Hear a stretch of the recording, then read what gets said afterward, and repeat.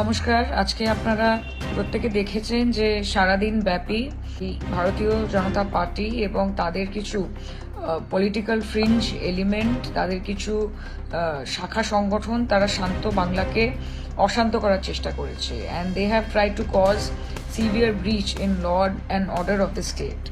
আমি এইটুকু নিশ্চিত যে আজকের এই আন্দোলনে, আজকের এই বিজেপির গুন্ডা বাহিনী যে তাণ্ডব চালিয়েছে, তারা কিন্তু এই আন্দোলনের গরিমাটাকে পুরোপুরি ধূলিসাৎ করে দিয়েছে। আজকে একটা মুভমেন্ট, সেই মুভমেন্ট থেকে সমগ্র ভারতবর্ষে হয়তো একটা পজিটিভ চেঞ্জ আসতে পারত।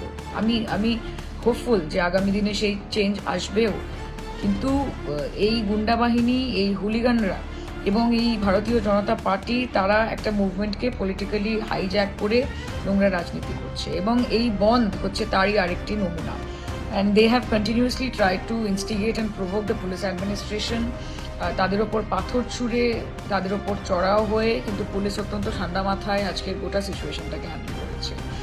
আগামীকাল এই বিজেপি, তারা they are not satisfied with today, এবং তারা আবার একটা বন্ধ ডেকেছে। দেখুন, যে কোনো আন্দোলনের একটা গরিমা হয়। আজকে মমতা বন্দ্যোপাধ্যায় নিজে আন্দোলন থেকে উঠে এসেছে, কিন্তু আপনারা কিন্তু বিজেপির এই ফাঁদে, এই প্ররোচনায় আপনারা পা দেবেন না।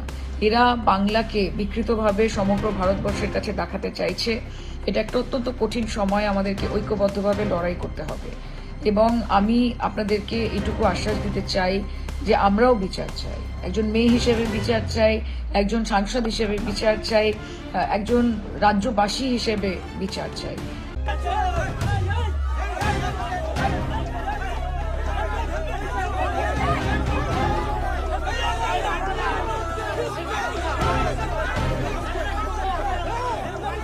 এটুকু বলতে চাই যে এরকম সময় যারা মমতা বন্দ্যোপাধ্যায়ের হাত ছেড়ে দেবেন, তারা পার্টির ক্ষেত্রে বেনজল। যারা আমার অভিষেককে যারা মেরেছে, তাদের এক বিন্দু ছাড় দেয়া হবে না। রেগে আগুন সায়নী ঘোষ। অভিষেকের প্রতিশোধ নিতে মাঠে নামবে তৃণমূলের বাঘিনী সায়নী ঘোষ।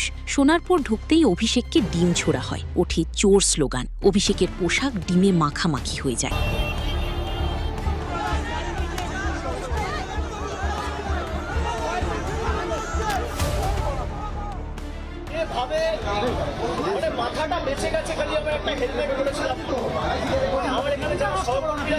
তিনি গাড়ি থেকে নেমে একটি বাইকে চড়ে গন্তব্যে যেতে চাইলে সেখানেও প্রবল বিক্ষোভের মুখে পড়তে হয়। মাথায় হেলমেট থাকায় ডিম এসে পড়ে তার মাথায়, ছোড়া হয় কাদা, জুতো। শুধু তাই নয়, জামা ছিঁড়ে মারধর করা হয় অভিষেককে। রীতিমতো অগ্নিগর্ভ হয়ে ওঠে পরিস্থিতি। সোনারপুরে নিহত দলীয় কর্মীকে দেখতে যাওয়ার পথে প্রবল বিক্ষোভের মুখে তৃণমূলের সর্বভারতীয় সাধারণ সম্পাদক অভিষেক বন্দ্যোপাধ্যায়।